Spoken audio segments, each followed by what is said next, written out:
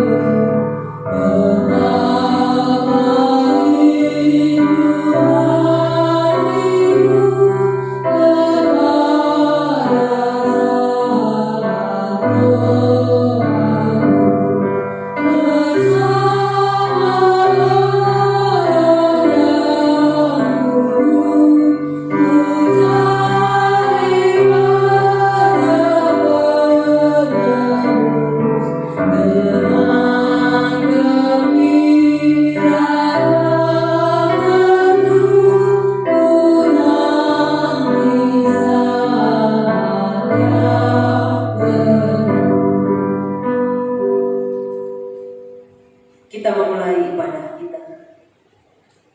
Pertolongan kita adalah dalam nama Tuhan yang menjadikan langit dan bumi. Kasih karunia dan damai sejahtera dari Allah Bapa kita dan dari Tuhan Yesus Kristus menyertai kamu. Amin.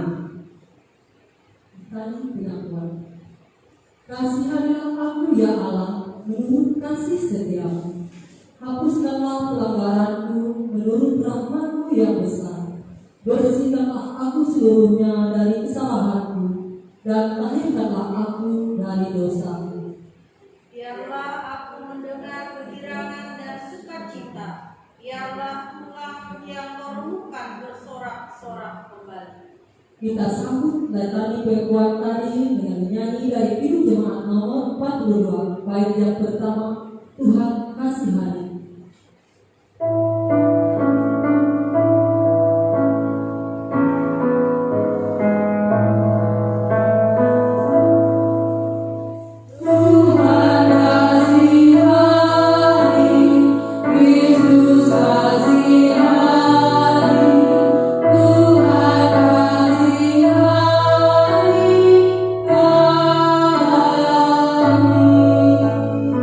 Jemaat dipersilakan duduk Pembacaan Alkitab.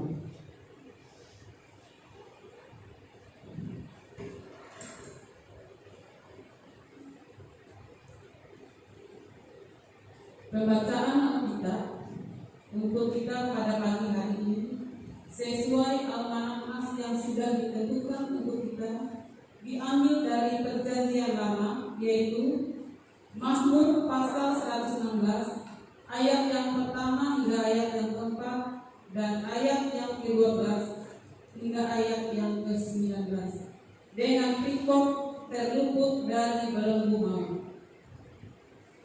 Aku mengasihi Tuhan sebab Ia mendengarkan suaraku dan permohonanku, sebab Ia menyendengkan telinganya kepadaku, maka seumur hidupku aku akan berseru kepadanya. Tali-tali maut telah mengelilingi aku dan kegentaran terhadap dunia orang mati menimpa aku. Aku mengalami kesesakan dan kedukaan. Tetapi aku menyerukan nama Tuhan, ya Tuhan, luputkanlah kiranya aku. Ayat yang ke-12 hingga ayat yang ke-19. Bagaimana akan kubalas kepada Tuhan segala kebajikannya padaku?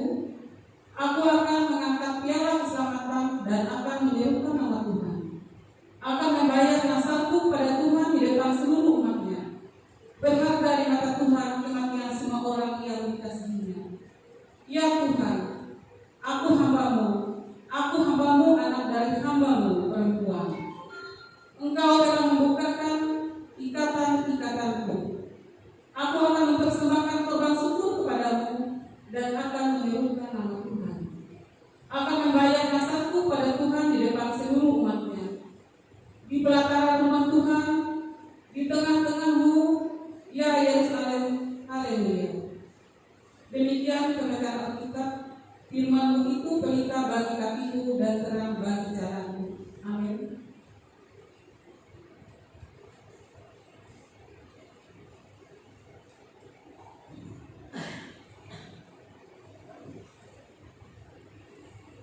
Kita sambut pembacaan Alkitab tadi, dan sebelum pemberitaan firman Tuhan, kita angkat satu pujian kita dari PKJ nomor 198, baik yang pertama dan yang kedua. Di hatiku ya Yesus. Yesus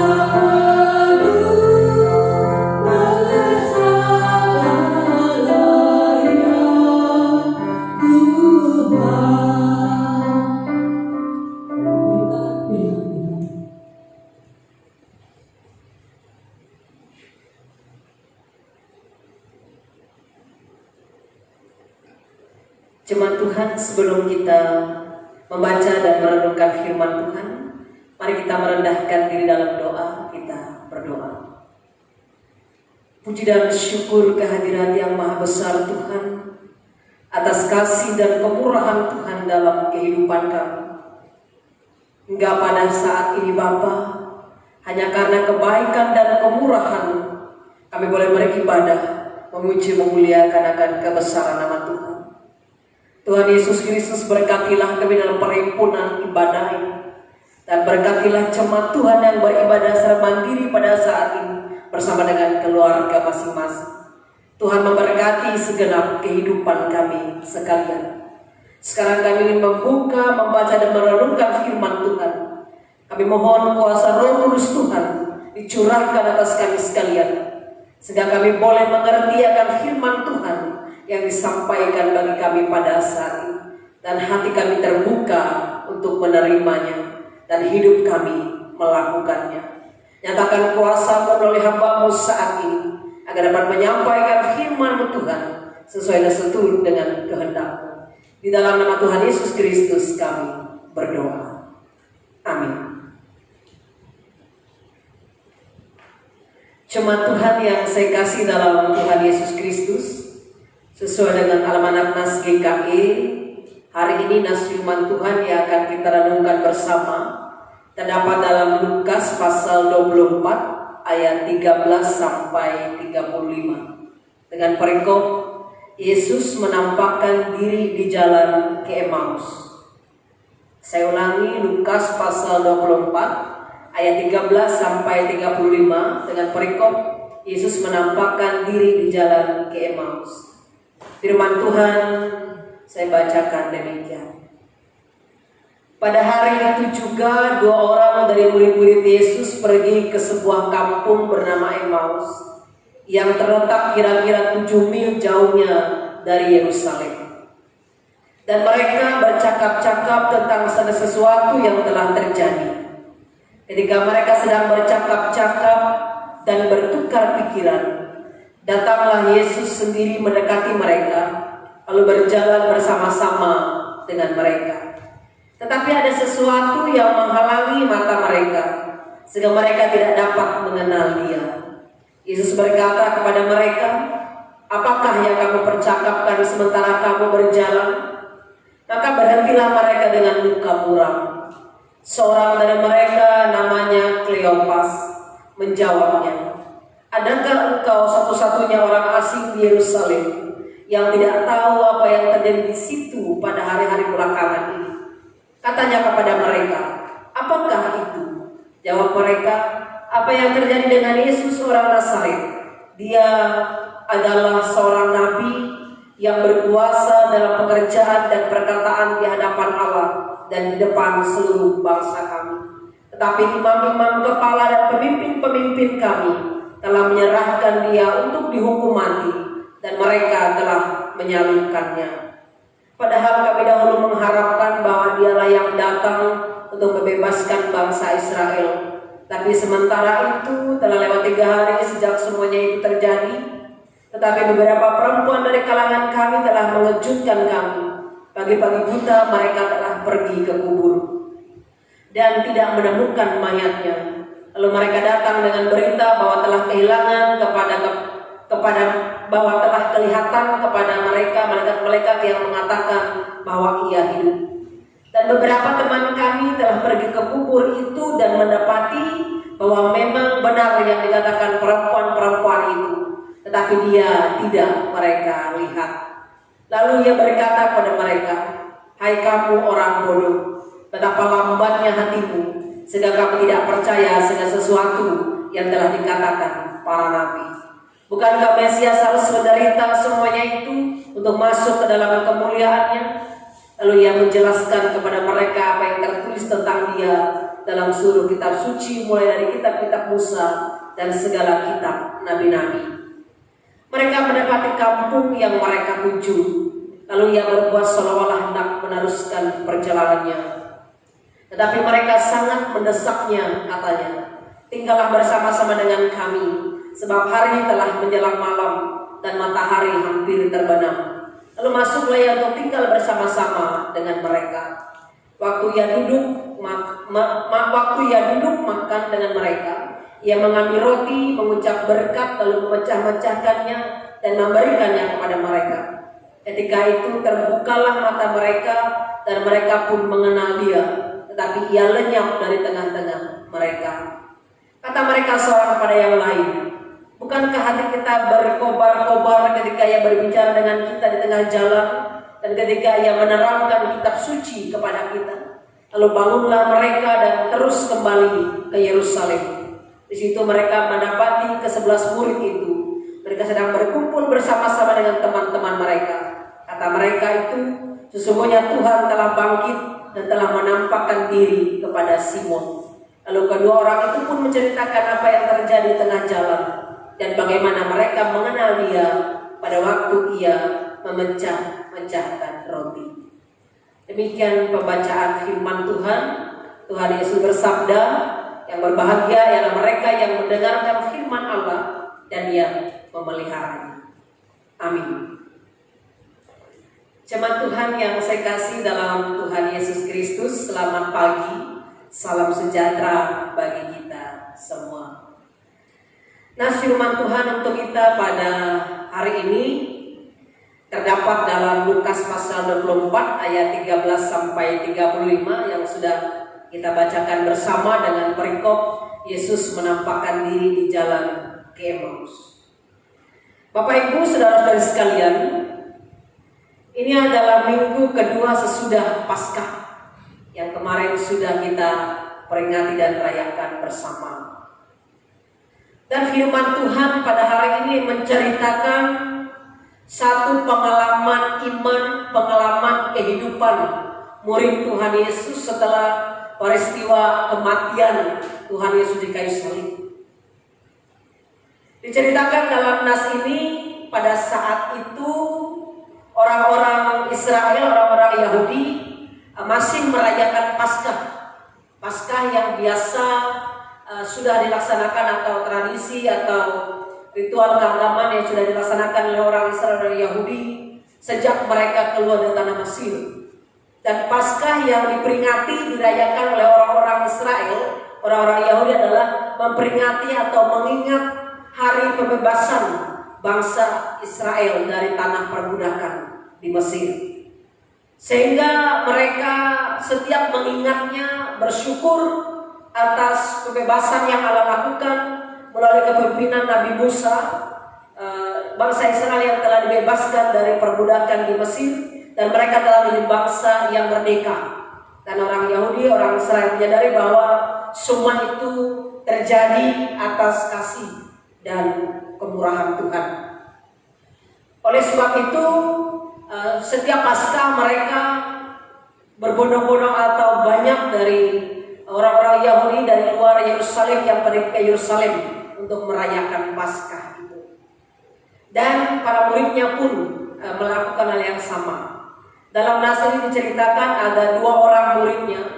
Kedua orang ini tidak termasuk 12 murid Tuhan Yesus atau 12 rasul, tetapi mereka adalah murid yang setia pada saat itu mendengarkan banyak pengajaran yang disampaikan oleh Tuhan Yesus. Mereka juga percaya, bahkan menaruh harapan besar kepada Yesus dari Nazaret yang mereka percaya ia adalah seorang nabi. Dan salah satu murid di sini dalam nas ini dikatakan oleh Lukas dalam Injil ini bernama Kleopas. Bapak Ibu saudara-saudara sekalian, kalau di bagian kitab yang lain tidak banyak diceritakan bagaimana Kleopas ini atau salah satu murid dari kedua murid ini, dan juga tidak diceritakan tentang kepribadiannya atau latar belakangnya. Tetapi dalam nas ini kita dapat melihat bagaimana ia adalah seorang murid yang sangat mengasihi gurunya, sehingga ketika ia mendengar berita atau ketika ia mengetahui bahwa Yesus dari Nazaret yang adalah nabi dan gurunya telah mengalami kematian di kayu salib, bahkan telah dikuburkan, ia merasakan kesedihan yang begitu dalam. Ia merasakan kesedihan sehingga ia merasa kehilangan pengharapan, kehilangan harapan ketika ia berharap bahwa Yesus dari Nazaret itu adalah pemimpin atau penyelamat, pembebas bagi bangsa Israel, seperti yang ia pahami dalam kitab suci. Tetapi ternyata bahwa Yesus dari Nazaret atau yang mereka percaya sebagai nabi atau guru bagi mereka saat itu mengalami kematian yang dalam penderitaan hebat di kayu salib, bahkan dikuburkan. Tetapi ketika mereka dari Yerusalem ini ada berita yang mereka dengar bahwa ketika perempuan-perempuan yang setia, murid Tuhan Yesus yang setia, pagi-pagi pada hari Minggu 3 hari setelah kematian Tuhan Yesus datang ke kubur Tuhan Yesus dan melihat bahwa kubur itu telah menjadi kosong, dan malaikat mengatakan bahwa satu peristiwa telah terjadi, yaitu Tuhan Yesus yang mati itu telah bangkit, dan juga beberapa murid sudah ditemui Yesus setelah peristiwa kebangkitan itu. Maka Kleopas ini dalam perjalanan pulang kembali ke Emmaus, ke kampung halamannya bersama dengan murid Yesus yang lain ini, mereka berbicara dan tetap dalam kesedihan. Apa yang terjadi? Mereka kebingungan, mereka bertanya-tanya, karena pada mulanya harapan mereka adalah bahwa Yesus dari Nazaret itu mereka harapkan akan menjadi pembebas bagi orang Israel yang sedang dalam masa kesulitan pada saat itu. Di tengah perjalanan, Bapak Ibu saudara-saudari sekalian, bahwa mereka tidak menyadari ada seseorang, atau mereka baru menyadari ada orang asing yang tidak mereka kenal yang ikut berjalan bersama, bahkan bertanya apa yang mereka percakapkan dalam perjalanan itu. Kleopas ini kemudian dengan sedikit heran bertanya kembali, mengapa engkau tidak tahu? Siapa engkau orang asing yang tidak tahu peristiwa yang dari Yerusalem? Karena sesungguhnya semua orang tahu bahwa di Yerusalem Yesus dari Nazaret itu telah ditangkap, diadili, walaupun tidak terdapat kesalahannya, tapi ia tetap dihukum mati di kayu salib. Tetapi pada hari ketiga ia bangkit dari kematian, dan kebangkitannya itu terbukti dari kubur yang kosong. Kleopas dan satu murid yang bersama dengan dia tidak menyadari siapa orang asing yang berbicara kepada mereka dalam perjalanan itu.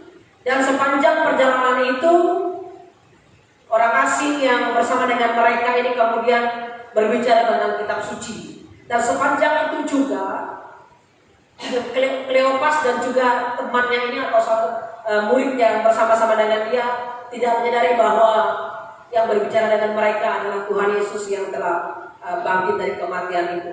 Sehingga ketika hari semakin petang, semakin malam, mereka mengajak orang asing ini untuk bersama-sama dengan mereka singgah ke rumah. Bahkan ketika di rumah mereka makan bersama. Dan setelah mereka makan bersama itu, baru mereka dibukakan penglihatannya atau dibukakan kesadaran terdapat bahwa sesungguhnya orang asing yang tidak mereka kenal sepanjang perjalanan, yang berbicara banyak tentang kitab suci, yang menerangkan bagaimana Mesias yang harus menderita itu demi menyelamatkan manusia yang berdosa, adalah Tuhan Yesus yang mereka percakapkan. Tapi ketika mereka baru menyadarinya, saat itu juga ia menghilang dari pandangan mereka. Setelah itu kemudian Kleopas menyadari bahwa Tuhan Yesus yang telah mati itu sungguh dia telah bangkit dan hidup, bahkan juga telah berjalan, telah menceritakan, telah menyampaikan pesan-pesan kitab suci kepada mereka, bahkan dapat makan bersama. Dan setelah itu juga Kleopas kemudian mengambil keputusan untuk kembali ke Yerusalem, yang jarak Yerusalem dan Emmaus itu adalah 7 mil. Kalau dihitung dalam kilometer, 1 mil itu 1,5 kilometer lebih, atau 7 mil itu hampir 11 kilometer lebih. Tetapi mereka kemudian menempuh perjalanan atau melakukan perjalanan kembali ke Yerusalem untuk bertemu dengan murid-murid yang lain atau 14 murid bersama dengan para murid yang lain.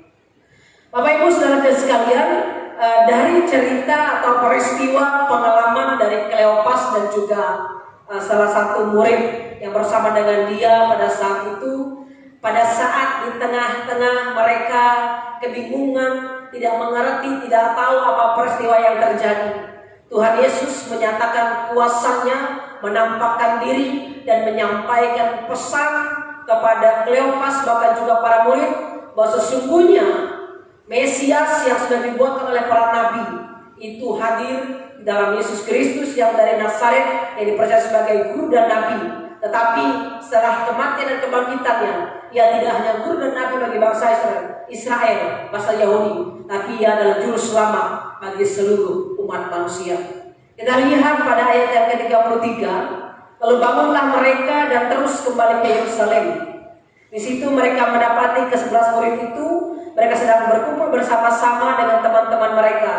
Kata mereka itu, sesungguhnya Tuhan telah bangkit dan telah menampakkan diri kepada Simon. Lalu kedua orang itu pun menceritakan apa yang terjadi di tengah jalan dan bagaimana mereka mengenal dia pada waktu ia memecahkan roti. Bapak Ibu saudara-saudara sekalian, dari peristiwa ini kita bisa mengambil satu pelajaran atau bagaimana memahami akan iman kita kepada Tuhan Yesus Kristus. Yang pertama, sepanjang perjalanan Kleopas dan murid yang lain pada saat itu kembali dari Yerusalem ke Emmaus, mereka tidak mengenal Tuhan Yesus yang mereka bicarakan, yang telah mati dan telah bangkit itu. Mereka tidak mengerti dan memahami akan banyak peristiwa yang mereka alami, dan segala sesuatunya seperti tertutup dan tidak dibukakan. Dan itu terjadi, salah satu adalah ada mereka juga sulit memahami akan apa yang disampaikan dalam kitab suci, dan juga kondisi keadaan yang terjadi, di mana Kleopas berharap bahwa Yesus dari Nazaret, Yesus yang adalah guru dan nabi yang mereka percayai, akan membebaskan orang Yahudi dari kesulitan yang mereka alami.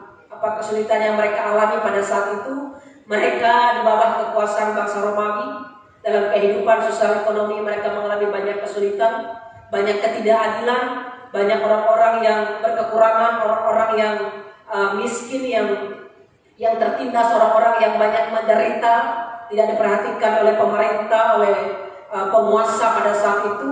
Sehingga Kleopas ini dan murid-murid yang lain yang banyak juga yang menerima Yesus sebagai guru dan nabi mereka, berharap bahwa Yesus dari Nazaret itu akan menjadi pembebas, akan menjadi pemimpin Yahudi yang akan membebaskan mereka dari kesulitan yang mereka alami pada saat itu.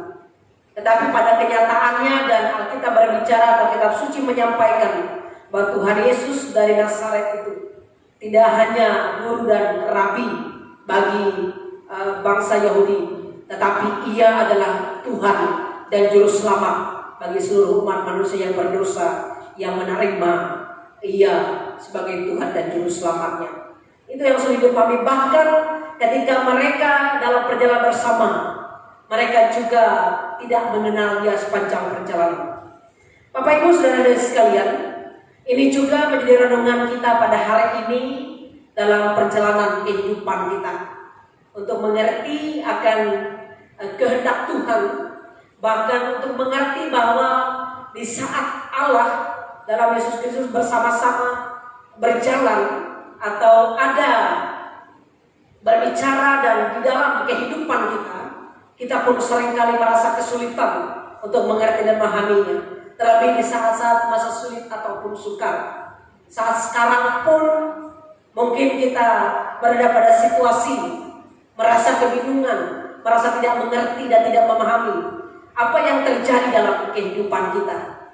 Sehingga ketika Tuhan berbicara melalui firman-Nya, melalui karyanya, melalui kuasanya, seringkali juga kita tidak mengerti akan apa yang telah Ia lakukan, Ia kerjakan dalam kehidupan kita.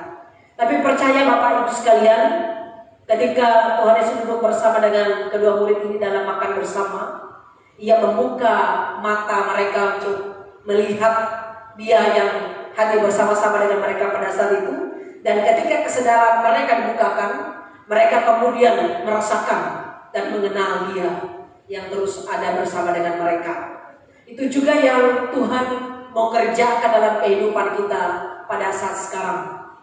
Di tengah kesulitan, di tengah ketidakmengertian kita akan banyak kekurangan, kelemahan kita memahami akan janji Tuhan, memahami akan kuasa Tuhan dalam kehidupan kita, memahami akan penyertaan Tuhan dalam kehidupan kita. Pada hari ini firman Tuhan disampaikan untuk kita. Mari kita membuka hati, kita terus lagi menggali dan melihat, mencari Dia, mencari kebenaran firman Tuhan, untuk kita dapat merasakan, memahami bahwa Ia begitu dekat dalam kehidupan kita. Ia terus berbicara, Ia ada, Ia senantiasa boleh ada dalam kehidupan kita. Hanya kita yang tidak bisa mengerti dan memahami, bahkan semuanya seperti tertutup dan tidak dibukakan untuk kita mengerti akan kuasanya dalam kehidupan kita. Syaratnya bagaimana kita dapat mengerti adalah kita mempercayai Dia, bahwa Ia yang telah menderita, Ia yang telah berkorban, Ia yang telah mengorbankan dirinya untuk kita. Ia adalah Tuhan dan Juru Selamat yang tidak hanya menjamin keselamatan kita sepanjang hidup dalam dunia ini, tetapi keselamatan jiwa yang memberikan kita kehidupan yang kekal. Orang Yahudi berharap Yesus akan menjadi pembebas bagi mereka di tengah kesulitan yang mereka alami pada saat itu. Tetapi sesungguhnya Dia datang tidak hanya sebagai pembebas untuk kehidupan yang sementara dalam dunia ini, tetapi Ia adalah penyelamat jiwa untuk kehidupan yang kekal. Dia yang telah menyelesaikan semuanya dengan sempurna dalam pengorbanannya dalam kematian di kayu salib.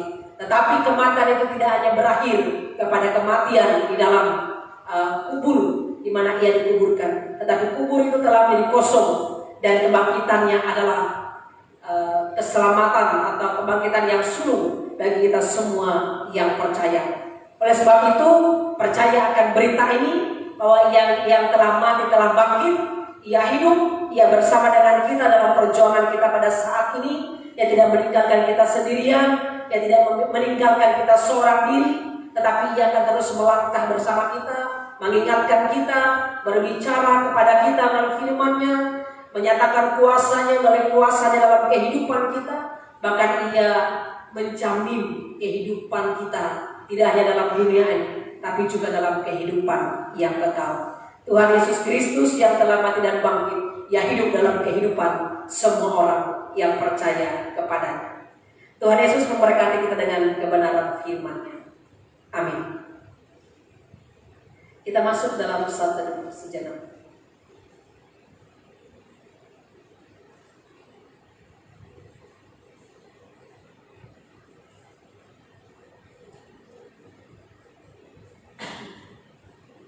Mari kita merendahkan diri dalam doa syafaat, kita berdoa. Terima kasih Tuhan atas kemurahan-Mu. Kami boleh mendengarkan firman Tuhan, cerita pengalaman iman Kleopas dan juga murid yang lain. Ketika di tengah kesedihan dan pergumulan mereka saat itu setelah kematian Yesus di kayu salib, mereka bertemu dengan Yesus dan melihat kuasanya. Kami bersyukur kami diingatkan dengan firman Tuhan hari ini, bahwa kami juga sama di tengah pergumulan hidup kami saat ini. Kami juga percaya Tuhan Engkau hidup dan berkuasa. Bahkan melalui kuasa Engkau berbicara dalam kehidupan kami. Hanya terkadang Tuhan kami sering tidak mengerti, kami tidak memahami, dan semuanya sebenarnya tertutup dalam kehidupan kami. Bukakan semuanya untuk kami Tuhan. Nyatakan kuasa-Mu bahwa Engkau ada bersama-sama dengan kami. Tidak membiarkan kami seorang diri di tengah pergumulan kami saat ini. Tapi Engkau Allah yang berkuasa, Allah yang telah bangkit dan hidup, Allah yang hidup dan berkuasa di dalam kehidupan kami. Tuhan Yesus Kristus, Engkau melihat semua pergumulan kami saat ini, dalam rasa cemas dan takut kami, dalam rasa khawatir kami, bimbang dan ragu kami. Nyatakan kuasa Tuhan bahwa kami tidak seorang diri dalam pergumulan kami saat ini, tapi kami berjalan bersama dengan Tuhan yang terus mengiringi perjalanan kehidupan kami, yang terus mengingatkan kami dengan firman Tuhan. Tuhan Yesus Kristus, nyatakan kuasa-Mu, senantiasa Kau jaga lindungi kami Tuhan. Biar saat ini kami dapat mengerti akan kehendak-Mu. Biar semua kesulitan ini, pergumulan ini, penderitaan ini, pencobaan ini memurnikan iman kami agar tetap setia dan percaya kepada Tuhan. Tuhan Yesus Kristus, nyatakan kuasa atas seluruh kehidupan jemaat-Mu sekalian pada saat ini. Berikan kami roh keberanian untuk menghadapi berbagai macam apapun peristiwa, keadaan, situasi yang kami alami pada saat ini. Nyatakan kuasa-Mu Tuhan, bahwa Engkau berkuasa lebih segala kuasa apapun yang ada di muka bumi. Kiranya senantiasa kami boleh percaya dan damai dan sejahtera itu dapat kami rasakan ketika kami mempercayakan sepenuhnya hidup kami ke dalam tangan pengasihan Tuhan. Tuhan Yesus Kristus, nyatakan kuasa atas kehidupan jemaat. Berikan kami kepercayaan yang penuh kepada Engkau di tengah situasi kehidupan kami saat ini. Nyatakan kuasa-Mu agar menjauhkan kami dari segala jam jahat, kuasa sakit penyakit, kuasa apapun yang ingin menjauhkan kami dari kasih Allah. Biar kami tetap dalam kasih Tuhan, perlindungan dan naungan Tuhan, sehingga kami senantiasa merasakan damai sejahtera Tuhan dalam kehidupan kami. Saat ini Tuhan, di tengah pandemi COVID-19 ini, kami merasakan ada rasa sedih, ada rasa cemas, khawatir, bimbang dan ragu. Biarlah kami Tuhan boleh berpasrah penuh kepada Tuhan, percaya akan jaminan keselamatan bahkan masa depan yang sungguh ada dalam Tuhan. Tuhan Yesus Kristus, kami serahkan semuanya dalam tangan pengasihan. Kami semua, seluruh keluarga kami Kau jaga lindungi, teman, sahabat, jemaat kami dimanapun berada Tuhan berkati. Biarlah kami tetap percaya akan kuasa-Mu dengan situasi sulit saat ini. Dan kami mohon Tuhan memberkati pemerintah kami dan tingkat pusat sampai tingkat daerah yang terus berjuang untuk membawa kami tetap aman dalam lindungan Tuhan, melewati masa sulit ini, melewati masa-masa sukar ini. Bila tetap damai sejahtera atas bangsa kami Tuhan. Bila kuasa-Mu dinyatakan sehingga kami dapat merasakan damai sejahtera Allah di dalam kehidupan kami. Tuhan Yesus Kristus berkati para pemimpin bangsa ini, agar melalui tangan mereka kami boleh dan mampu sanggup melewati semua keadaan ini dengan kasih berkat dan pertolongan Tuhan. Kau juga memberkati tenaga medis, tenaga kesehatan yang saat ini berjuang menolong penderita virus corona ini Tuhan. Kau memberkati mereka semuanya yang berjuang untuk melayani, untuk bekerja untuk Tuhan dan sesama. Kiranya Tuhan menjaga melindungi mereka, memberikan kesehatan, kekuatan bagi mereka sehingga mereka mampu, sanggup dan dipakai Tuhan untuk boleh membawa jiwa-jiwa yang dimenangkan. Kesembuhan terjadi atas banyaknya korban saat ini. Kami mohon Tuhan, Kau menolong dan memberkati semuanya. Kau jaga dan lindungi kami. Kami percaya akan kuasa-Mu Tuhan. Kau memberkati semua kami Bapa yang berjuang dan bergumul pada saat ini. Kami serahkan semua harapan jemaat-Mu agar kami sekalian boleh melewati masa sulit ini tetap berkemenangan dalam Tuhan. Dan pandemi ini Tuhan akan berakhir atas kuasa-Mu, sehingga kami kembali boleh beribadah bersama jemaat-Mu di rumah ibadah, di mana perkumpulan-perkumpulan akan kami laksanakan, di mana kami boleh bekerja dan melayani kembali dengan sukacita, dengan sukaria dalam Tuhan, di mana kami boleh bekerja, di mana kami boleh melakukan banyak karya untuk Tuhan, untuk jemaat gereja, bahkan untuk bangsa dan negara. Tuhan, biarlah kiranya Kau berkemurahan dan berbelas kasihan atas hidup kami, sehingga semua kesulitan yang kami alami saat ini berakhir atas kuasa yang dinyatakan di dalam kehidupan kami. Kami serahkan ya Tuhan semuanya dalam tangan pengasihan. Banyak jemaat kami yang sakit, yang berjuang bergumul, yang berduka, yang berbeban berat, kiranya semuanya mendapatkan kemurahan, kasih belas kasihan Tuhan, kesembuhan, pemulihan yang semuanya berasal dari Tuhan. Banyak jemaat kami yang saat ini berjuang bergumul dalam banyak pergumulan dalam kehidupan mereka. Kami mohon Tuhan juga menjawab semua harapan doa mereka, bahkan memberikan jalan keluar setiap persoalan dan masalah mereka. Kami serahkan semuanya dalam tangan pengasihan Tuhan. Kau juga memberkati kami semua hamba-hamba Tuhan yang melayani, agar pelayanan kami berkenan kepada-Mu. Kami percaya Tuhan Engkau menjamin seluruh hidup kami, bahkan semua pelayanan kami kiranya berkenan kepada Tuhan. Melalui pelayanan kami jemaat Tuhan tetap kuat dan setia dalam iman dan kepercayaan kepada Tuhan. Kami juga berdoa Tuhan bagi para janda duda, anak yatim piatu, orang terlantar, orang tuli usia. Kiranya Engkau boleh tetap hadir dalam kehidupan mereka di tengah situasi sulit saat ini. Tetap menyatakan kuasa-Mu dengan menolong dan memberkati bahkan mencukupkan mereka dengan segala kasih dan berkat Tuhan. Bahkan banyak masyarakat bangsa Indonesia ini yang saat ini Tuhan mengalami kesulitan ekonomi karena pandemi COVID-19 ini. Kiranya Engkau berkemurahan atas mereka, menyatakan kuasa, kemurahan dan berkat-Mu, sehingga mereka boleh tetap merasakan kemurahan berkat Tuhan dengan berkat-berkat yang senantiasa dicurahkan dalam kehidupan mereka. Terima kasih Tuhan atas semua kemurahan dan berkat-Mu di dalam kehidupan kami.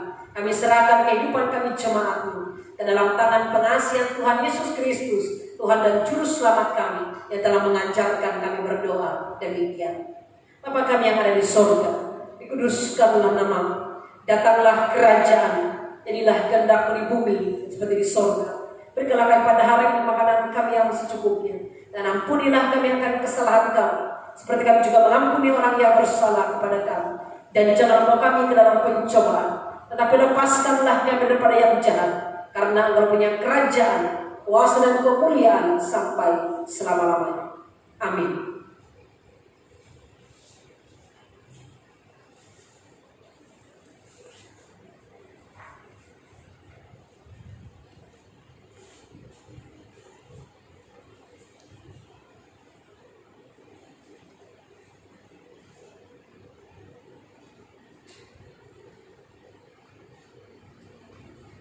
Tiba bagi kita mengumpulkan persembahan syukur bagi Tuhan.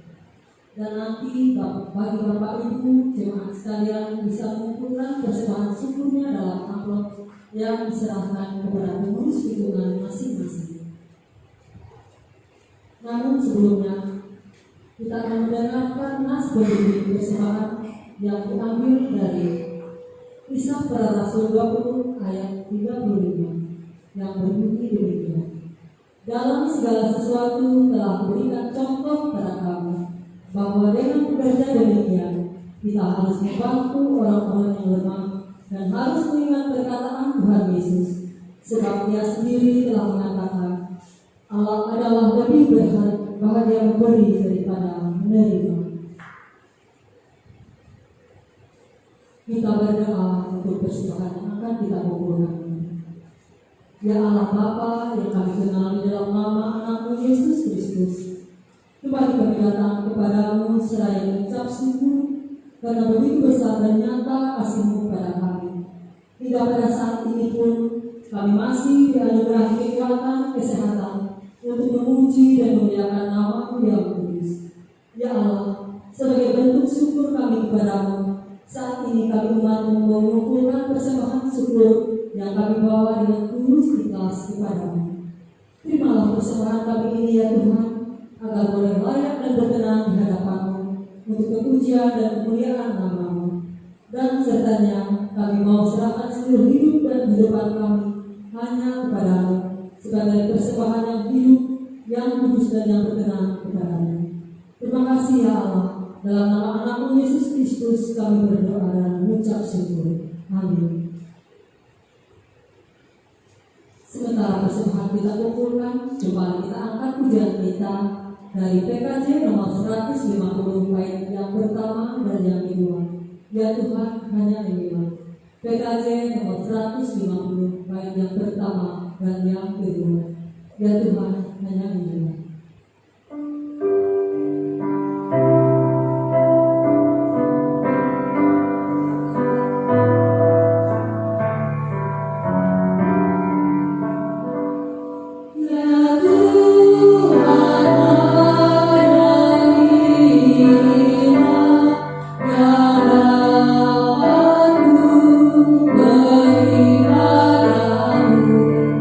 Bukan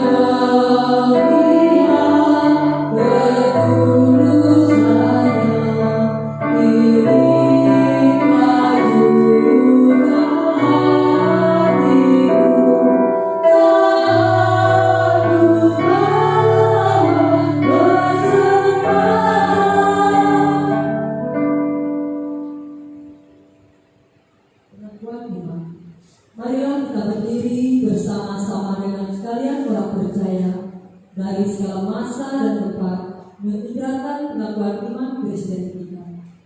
Aku percaya pada Allah Bapa yang Maha Kuasa, Khalik langit dan bumi, dan kepada Yesus Kristus Anaknya yang tunggal Tuhan kita, yang dikandung daripada Roh Kudus, lahir dari anak darah Maria, yang menderita di bawah pemerintahan Pontius Pilatus, disalibkan, mati dan dikuburkan, turun ke dalam kerajaan maut. Pada hari ketiga bangkit pula dari antara orang mati, naik ke surga, duduk di sebelah kanan Allah Bapa yang Maha Kuasa, dan akan datang dari sana untuk menghakimi orang yang hidup dan yang mati. Aku percaya pada Roh Kudus, gereja yang kudus dan am, persekutuan orang kudus, pengampunan dosa, kebangkitan daging, dan hidup yang kekal. Jemaat sambut dengan nyanyian Haleluya 3 kali.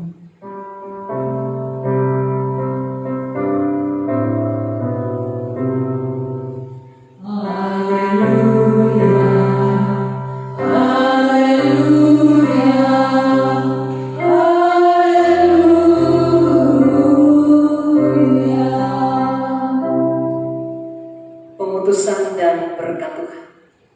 Marilah kita bekerja sebagaimana Yesus telah bekerja dan mengasihi. Ya Tuhan, pakailah hidup kami. Arahkanlah hatimu dan terimalah berkat Tuhan. Tuhan memberkati engkau dan melindungi engkau. Tuhan menyinari engkau dengan wajah-Nya dan memberi engkau kasih karunia. Tuhan menghadapkan wajah-Nya kepadamu dan memberi engkau damai sejahtera. Amin.